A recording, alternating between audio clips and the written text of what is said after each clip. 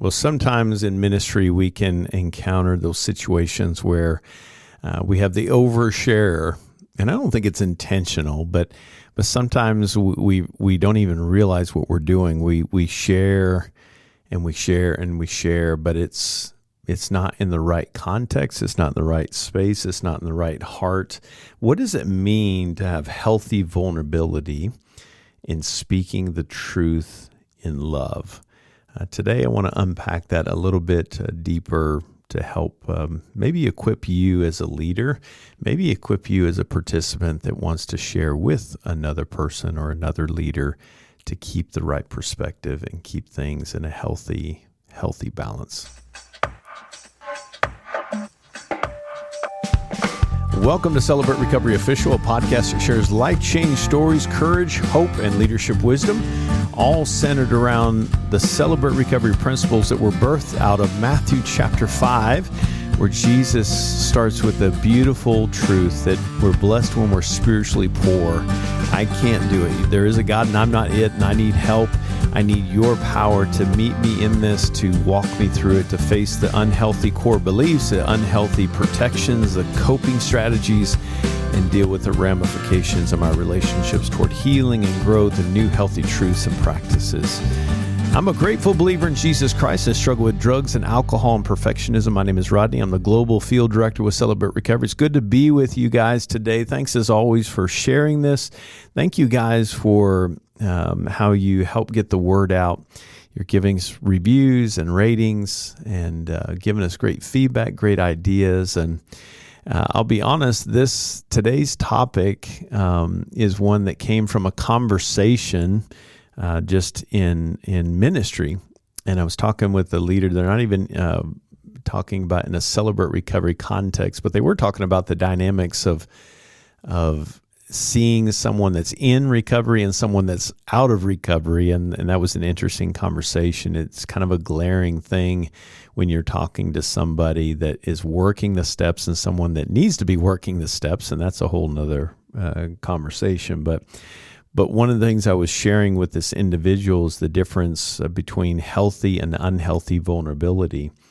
And a core text I want you to think about comes from that very familiar passage in Ephesians, where the general context is just speaking the truth in love. And let me just give you the full context.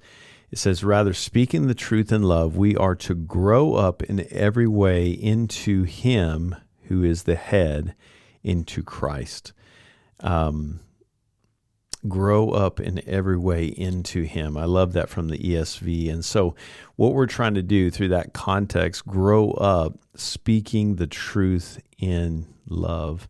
And here's what I shared with this leader that she's kind of just taking in as she goes and shepherds the people in her church ministry. Vulnerability, and I've shared this in a previous podcast. I'm just kind of dissecting this point a little bit deeper. Vulnerability is honesty with intention, not information for attention. Sometimes we will dump information and we just want attention.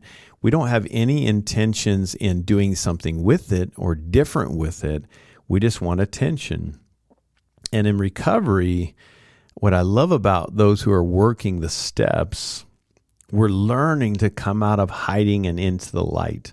And honesty is, in fact, when we're sponsoring people, one of the things that we're telling them is, hey, I need rigorous honesty from you. Honesty is essential. It's a necessity to healing. When you start hiding, we've lost our way. We've lost track. But I love that the scripture doesn't simply just tell us to speak the truth in and of itself. It tells us to speak the truth in love, whether we're on the giving end after someone has shared vulnerably with us, or we are actually the one sharing our hearts. Speak it in love. That means what you and I share matters. We want to be honest that is the core foundation, but But why does it matter? How, when, and with whom we share that vulnerable posture, it does matter too. So vulnerability tells the truth, but it's with intention. Another way of saying it is it has a purpose. Why am I sharing this? Because there's a purpose to it. Recovery requires honesty. We've already talked about that. But we can't heal what we're unwilling to acknowledge.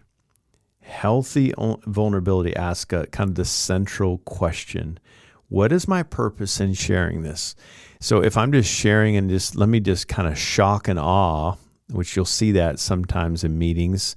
I know for certain I've seen that in traditional meetings where it's just kind of a war story thing.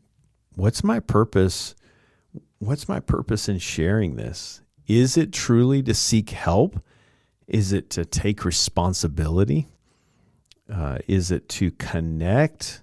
Is it to encourage someone else, if you're on the other side of that? Is it to bring something into the light because I know it's killing me, and if I don't bring it into the light, I'm going to die a slow death? In a healthy space, when I'm sharing honesty with intention, I'm doing it with a purpose. So let me give you an example of that. My anger. I've realized that my anger is out of control. It's hurting my relationships. I realize that it's actually pushing my family away from me, and I'm asking God to help me change it. I need to be honest with that. Now, where would that be unhealthy or out of bounds? Well, I'm sharing just because I want attention, or maybe I want sympathy, or I want validation, or I want a reaction. Truth that is shared without intention or a purpose can just become a bunch of noise. It just becomes information. And so I'm trying to make sure that I'm telling the truth, but I'm doing it with intention. I'm doing it with a purpose. I think the second thing that I'd say about that is that speaking truth doesn't mean I have to give every single detail. This is one of the beautiful things about the guidelines, where we don't, please watch graphic descriptions. Remember, Ephesians 4 says, truth, speak the truth in love. I don't need to share every detail with everybody. There are things that are appropriate to share with the group. Sometimes there are things that are just appropriate to share with my sponsor. I can get a little bit more raw with a sponsor or mentor than I would in a group setting. Something that belongs in a private conversation. Maybe it's something with a therapist, or maybe with a pastor, or that trusted person that I might not share in a group setting. And so, in a healthy space, it's okay to say, I looked at pornography. I made some choices I'm ashamed of, and I went to pornography again this week.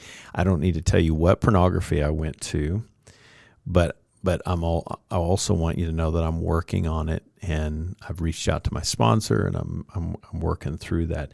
When I give the oversharing, I'm too graphic. I'm giving unnecessary information, or those really intimate details that really don't serve a purpose other than shock and awe and getting a reaction out of you. So a question that I can ask myself in this before I'm sharing details is, does this detail help with the healing, or does it simply make the story more interesting? We want to feel that we're seen and known, and if I just say it without every detail, then they're not going to really appreciate what I'm feeling. And sometimes when I'm doing, every time I'm doing affair work with a couple, when we're talking about in a therapy setting, sometimes one of the partners will want to know every detail, who, what, when, where, why kind of thing. But one of the things I'm cautioning them is to go to the Lord and ask, Lord, is this something I really need to know? Because we can't unring a bell. And sometimes when we hear and see something, I mean, sometimes our social media is just littered with this. We see things, and sometimes you get a gentle reminder, which I'm going to tell you as a recovering addict, just tell me I shouldn't watch this, and it's like, oh, this is going to be too graphic and disturbing, and it's like, oh, but let me just take a peek. Maybe I can handle it. That's kind of my sinful brokenness. But you'll see some of the most violent things on social media. It's like, I don't need to watch that. I don't need to see that again and again and again and again. In fact, our nervous system, our brains are not designed to do that. So sometimes with affair partners, I'll ask them, hey, is this a detail you really need to hear?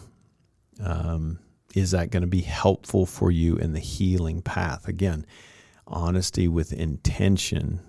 Am I sharing this? Do I need to hear this? Am I sharing it just to hurt, to create awe, shock and awe kind of a thing? I need attention, or is this something I really need to hear? Is this something I really need to share? And is this bringing healing? We can, in Celebrate Recovery, be completely honest without being completely exposed. I don't have to share every single detail with you. And so being honest about that, and being honest with ourselves about that before we just share it to share it, is so important. I think when we're thinking about vulnerability,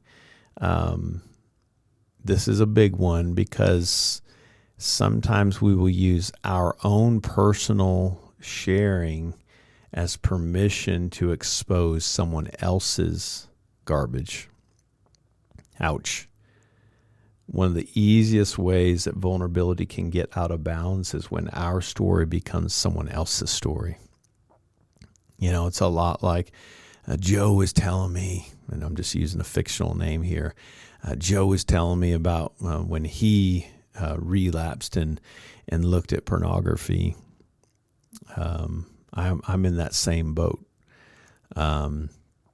Or I looked at this and I did this, but it's because I learned that so-and-so did this, and it really crushed me and made me doubt leadership, or whatever, whatever that is. We're exposing someone else's story. And so here's the reality. You might have significant and even legitimate wounds caused by your spouse or your mentor, your parent, even your child or your friend or another person in ministry or the church, but their private information is not ours to broadcast. This is why we're big on I and me statements. It's not my job to expose them. And so I need to be honoring of that. That's a big one. And that could be a lengthy conversation. But instead of me, just wrapping up that thought, instead of me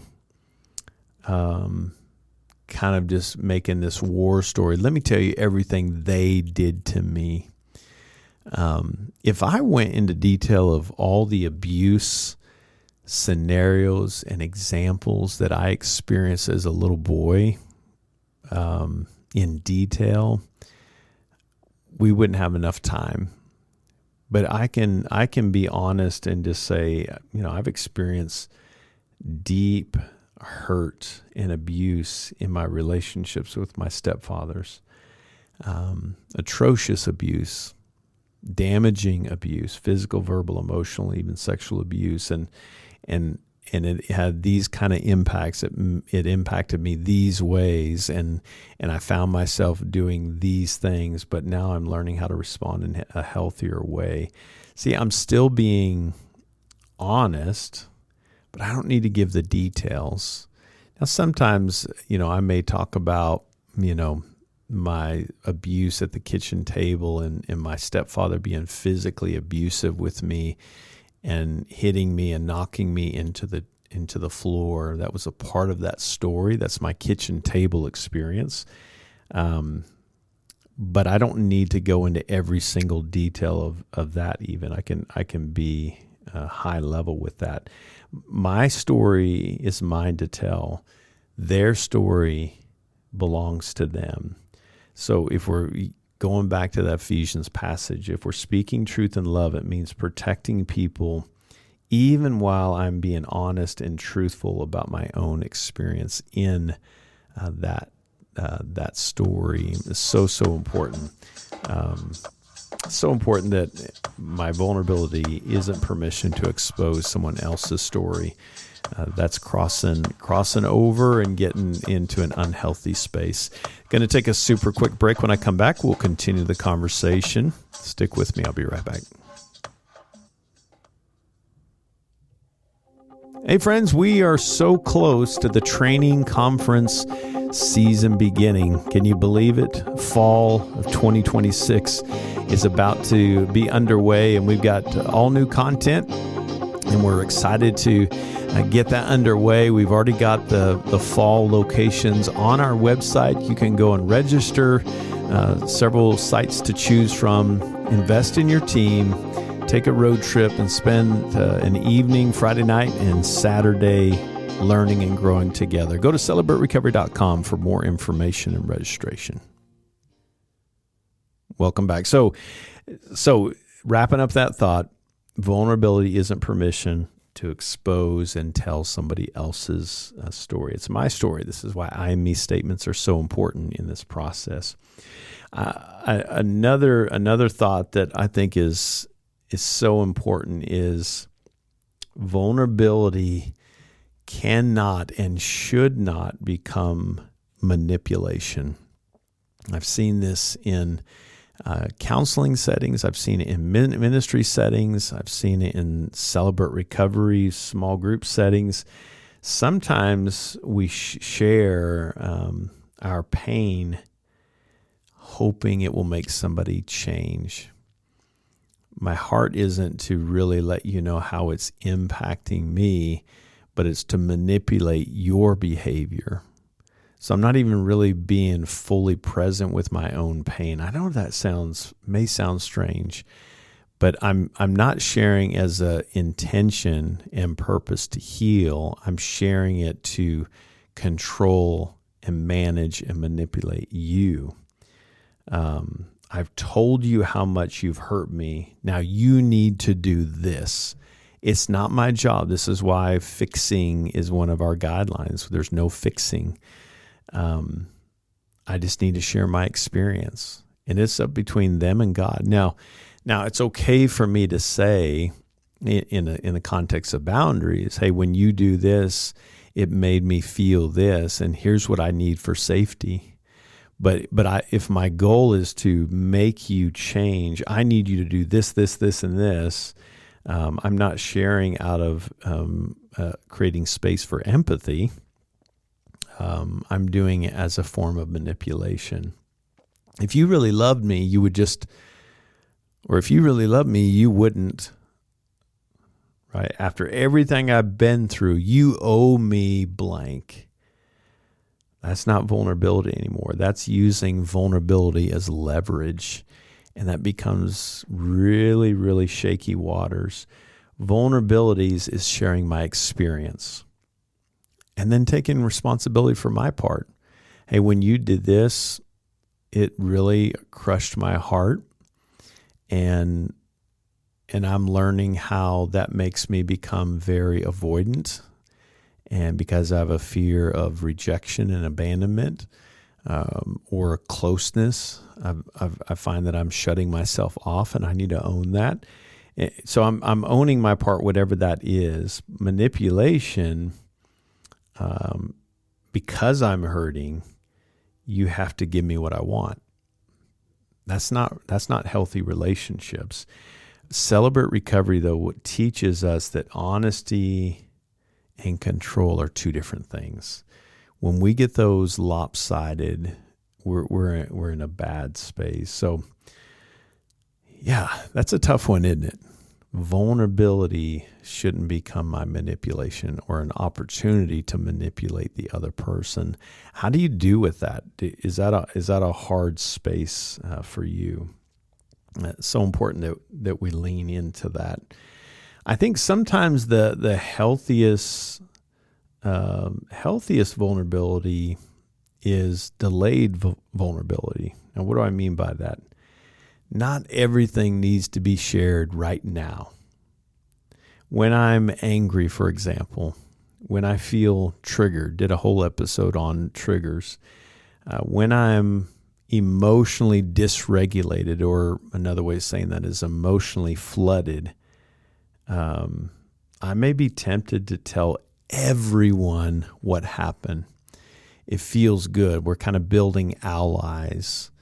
And it can feel good to kind of dump and share all the details and share everything with everyone. When I've done that and I haven't spent time one-on-one with God, and even with my sponsor or close network, my 3 to 5 people in my life that know every part of my life, I'm not processing the pain. I'm actually discharging it.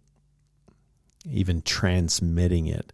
It's not processing. It becomes unhealthy. So it's a good thing for me it's like, well, you hurt me and you need to know about this. This happened and I need to tell you about what they did to me, and this happened and they did this to me, and we're just kind of discharging. We're just transmitting our pain. We haven't even spent time to process it ourselves. And so questions that I'm asking myself in this space is, have I prayed about this? God, when they did this, it made me feel this. It made me think, and how do I make sense of this? How do I see myself? Are there stories that I'm telling myself? And what's my part? What are my defenses and protections that I've developed that I need to take responsibility for? I find myself shutting down or closing off, numbing emotions, trying to go into control, or I find myself going to addictive type tendencies, binge watching, whatever the thing is. I'm trying to process that and go into the Father with that pain. When they did this, it made me feel this. Have I talked with my sponsor about it? Am I calm enough to own my own part in the woundedness? Or am I just simply looking for relief? I'm not really looking for healing. I just want relief. So I just kind of vomit all of this out to any and all that will hear it. I'm probably going to step on some toes with this, but this is where I will see people will dump on Facebook, and they just, vomit word for word something that happened between them and their pastor, or them and their ministry leader, or them and another individual, and they've not done any processing. They're just transmitting. They're just discharging it. I have bit my tongue so many times on this when I see it on social media, that too many times to count. But I want to say, call your sponsor. Delete this post and call your sponsor. But I don't want to publicly shame them. But maybe you've been guilty of that. And I don't mean to shame you, no condemnation, but maybe there's some conviction there that have I been doing that? Am I just transmitting or discharging pain, or if I'm really trying to find relief, or am I trying to find healing and processing the pain? When I hear somebody on Facebook say, well, I'm going to the hospital, end of post. It's like, what? It just begs, what happened? Oh, well, that's between me and God, or whatever. Call somebody close to you and say, hey, would you pray for me? I'm on the way to the hospital. I'm having some chest pains. Or if you want to tell someone about that, that's fine. But post it on Facebook, that kind of thing. I'm more concerned with when we just vomit out and it becomes almost a triangulation with the world, when we need to be going to God and processing ourselves, and eventually to that person that has hurt us. But Are you looking for healing, or are you just looking for relief? And is this the right person? Is this the right platform? Is this the right setting for me to share? Being vulnerable doesn't mean that I have to be impulsive and reactive. Sometimes my wife and I are reading through Proverbs right now, talking a lot about wisdom. And the beginning of wisdom is get wisdom, which is funny to think about. But sometimes wisdom says, not yet. I got to take this to God. I need to get in touch with what's going on in my experience so I don't react, that I'm proactive, that I'm responding, not reacting, and really making sure that I'm sharing it with the right people, not everyone and all that will hear it, but the right people that will call me out on my part in that and not enable me in that space. And so leaning into that, so important. Don't make it sometimes delayed vulnerability is the best thing that we can do. So we want to lean into that. I'm going to pause there. I'll finish up with a part 2 on the next episode. Lot of stuff to unpack there, but hopefully that's helpful for you. Listen, be honest. Vulnerability is honesty with intention, not information for attention. Are you looking for relief? Are you looking for healing? There's a difference in that. And there's some things we just want to be aware of. If you're guilty of some of those things, no shame. Just own it, take responsibility, and start a new path toward healthy vulnerability. Hey, thanks so much for being with me today. I pray that you'll join me next time. Until then, God bless you guys.